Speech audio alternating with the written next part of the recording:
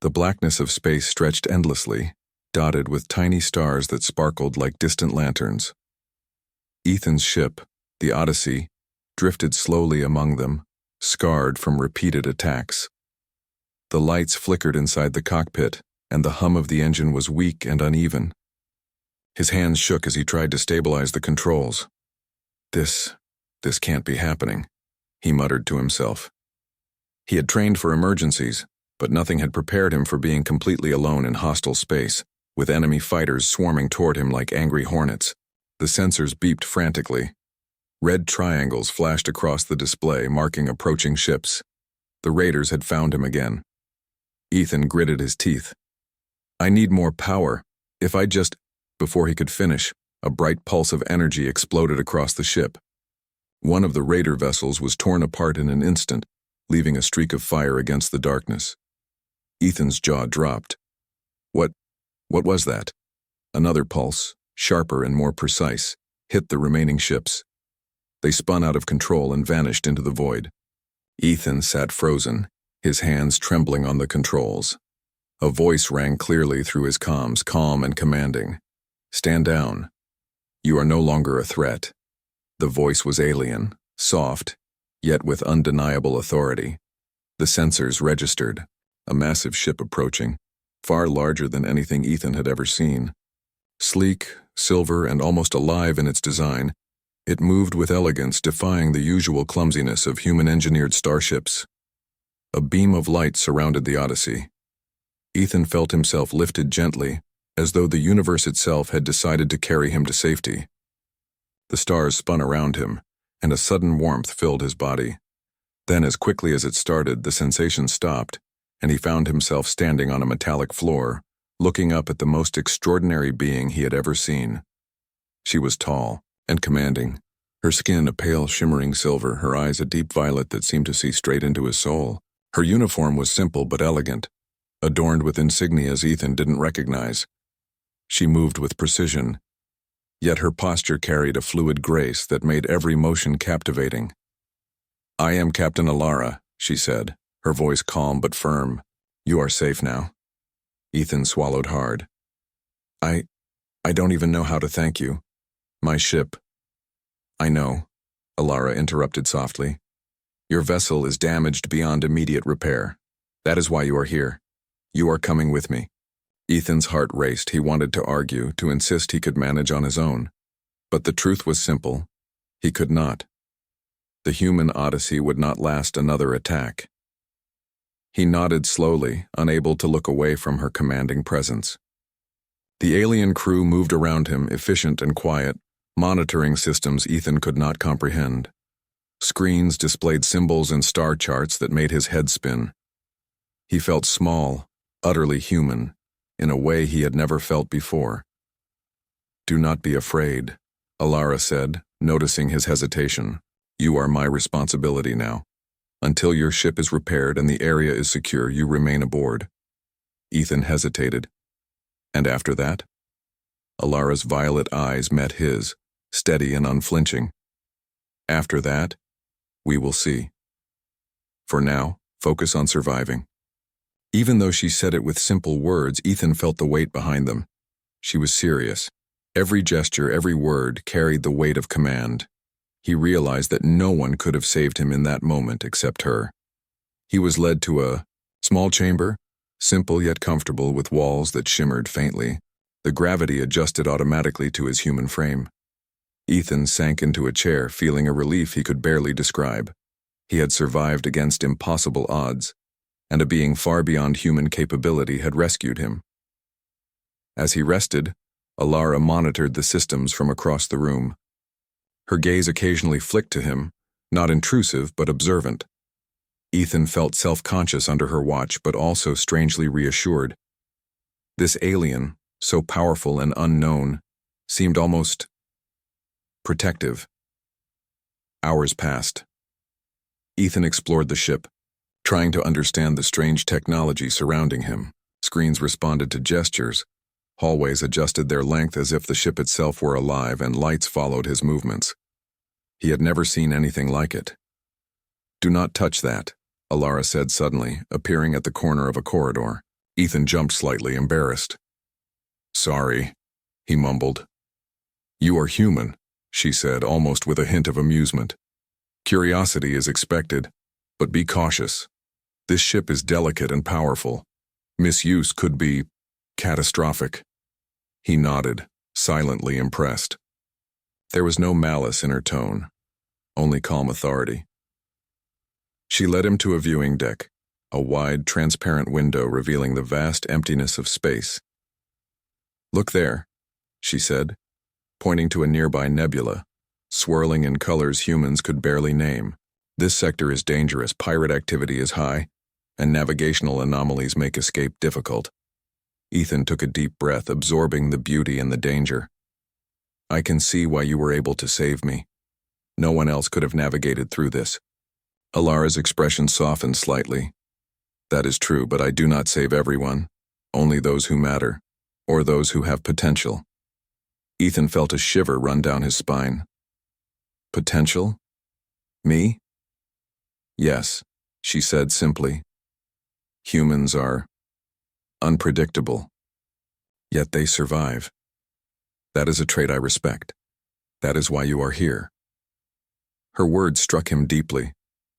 He had always thought humans were fragile, limited, often helpless in the vastness of space. Yet here was proof otherwise. She had saved him because she saw value in his survival, in his humanity. Night fell, though time felt strange aboard the alien ship, and Ethan found himself staring out at the stars again. He remembered the terror aboard the Odyssey, the helplessness, and then the sudden surge of hope when Alara appeared. He realized he was not just grateful, he was captivated. Not just by her power, but by her presence, her command, her care. A strange, warming feeling spread through him. He had never met anyone like her, and yet he felt a connection he could not explain. Alara approached silently, standing beside him. "You wonder what comes next," she said. "For now, you rest. You will need your strength. Tomorrow, you will begin learning to navigate safely in this sector, under my guidance." Ethan nodded, too overwhelmed to speak. He realized that his life had changed forever. No longer alone in the void, no longer helpless, he now had a guide, a protector, and perhaps something more. As sleep pulled him gently, he thought, "I survived because she chose me. And now, I am hers, at least for this journey. Forever. Maybe more." And somewhere deep in the stars, the Odyssey drifted, a silent reminder of what had been, and of the bond. The twin suns rose slowly over the jagged mountains of Varian 5, casting long violet shadows across the sprawling city of Thalcor. The city looked like it was carved from black crystal, its towers twisting toward the sky. Every surface shimmered in the early light, reflecting the strange purple glow of the planet's twin suns. Alishan, a human engineer from Earth, moved carefully through the crowded marketplace.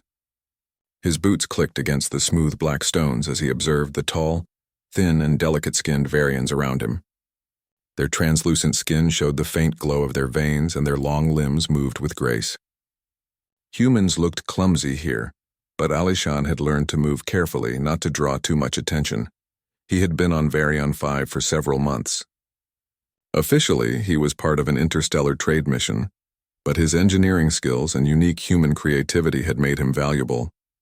Unlike the Varians, who admired strength, agility, and perfection, Alishan believed that compassion and cleverness could solve almost any problem. As he walked through the bustling streets, he noticed a small crowd of children playing. They darted through the air on hoverpads, laughing and spinning with joy.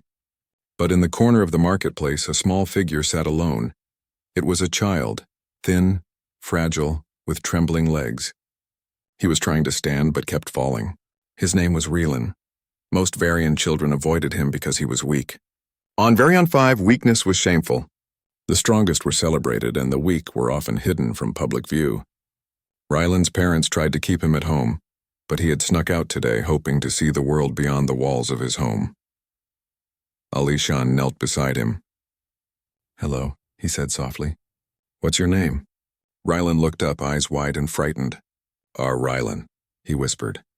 You're having trouble walking, aren't you? Alishan asked gently. The boy nodded, tears forming in his eyes. I fall all the time. I can't run like the others. Alishan's heart sank. He thought of the children he knew on Earth who had disabilities and how technology could help them. He had brought some of his tools and materials, hoping to use them for projects, but nothing yet had been needed like this. I can help you, Alishan said firmly. Rylan blinked, uncertain. You can? I think so, Alishan said. I can make something that will help you stand and maybe even run. The boy's face lit up with a spark of hope. Really? He asked, voice trembling. Yes, but you will have to try, Alishan said with a smile. You don't have to be strong. You only have to move one step at a time. Alishan led Rylan to a quiet corner of the marketplace. There, scraps of metal, wires, and tools were scattered on a small table he had brought. Over the past months, he had collected parts from Earth and from local suppliers. Small motors, light alloys, flexible materials. He had enough to build something unusual. He measured Rylan's legs carefully, watching how he tried to balance himself. He made small sketches in the dirt with a stick, drawing shapes and lines that only he could understand. Slowly, he began assembling the device. Nearby Varians watched silently. Some whispered among themselves disapprovingly. Humans do not understand our ways, said one merchant. Children like him are weak. He should stay hidden. Alishan ignored them. Strength isn't only in the body, he muttered to himself. It's in the heart and in hope. By evening, the crutch was ready. It was unlike anything the Varians had ever seen. Lightweight supports ran along Rylan's legs, attached with flexible straps. Small micromotors helped to lift his weight, and sensors adjusted the device as he moved. The bottom extended into a tripod shape for stability. Rylan stared at it in wonder. Will it really work? Alishan nodded. Try it. Rylan's small hands shook as he placed his legs inside the crutch. A soft hum filled the air as the motors powered on. He took one tentative step, then another. His eyes widened. He laughed. I'm walking. He ran a few steps, nearly toppling, but the crutch stabilized him. I can run. I can run, he shouted, spinning around. His laughter rang through the marketplace. Alishan's heart swelled. Yes, you're doing it. You're strong in ways they don't see. The Varians around them were stunned. Many whispered in disbelief. For centuries, they had believed weakness must be hidden, and yet here was a human showing a child how to rise above it. From the shadows, a figure watched. Tall, imposing, and dressed in dark robes, his skin shimmered like molten glass. Admiral Thar, a high-ranking officer in the Emperor's Guard, observed silently. He took out a communicator. Report to the palace. A human is aiding a weakling. It cannot go unnoticed. Alishan was unaware of the officer. He adjusted the crutch, making tiny improvements to the motors. Rylan ran in small circles, shouting and laughing, but then a deep hum filled the air. The ground beneath the marketplace vibrated slightly. A massive hovercar descended slowly from the violet sky, landing gracefully in the square. Its polished surface reflected the light of the twin suns. From it emerged Emperor Kael'thar, the ruler of Varian 5. His robes were golden and flowing, and his presence made even the bravest Varians bow instinctively. His eyes, glowing faintly, fixed on Alishan and the boy. What is happening here? His voice rang across the square. Alishan stood calmly. Your Majesty, this child cannot walk properly. I built a device to help him. The Emperor's eyes narrowed. You, a human, interfere with the natural order of my people. This child is weak. Weakness is dishonorable. You have shown him a way to cheat his limitations. Alishan swallowed but held his ground. I did not intend to dishonor your people. I only wanted to help. Humans believe that everyone can grow stronger no matter the limit. The Emperor's gaze sharpened. You have crossed a line. You will come with me and answer for this action. Rylan stepped forward. No, Your Majesty. He helped me. I can walk because of him. The Emperor looked down at the boy, then back at Alishan. You dare to speak? Yes, Alishan said firmly. I dare. True strength is not only in body or tradition. It is in courage, hope, and the will to rise above challenges. This child is strong because he does not give up. A tense silence fell over the square. The Varians held their breath. Some, for the first time, felt wonder instead of fear. The Emperor's eyes narrowed even further. You are brave. Perhaps foolishly so. But bravery does not excuse disobedience. Guards! Ryland's eyes filled with fear. Alishan stepped in front of him. I will go, he said. But know this, Your Majesty. Hope is stronger than fear, and one act of kindness can shake even an empire. The guards moved forward. Ryland clutched his new crutch, looking at Alishan. Will I see you again? Alishan gave a reassuring smile. Yes, Ryland, keep walking. Keep believing. As the guards led him away, Alishan's mind raced. He knew the Emperor's judgment could be harsh, but he also knew that he could not abandon the boy. Hope had been planted, and hope could grow into something far stronger than fear.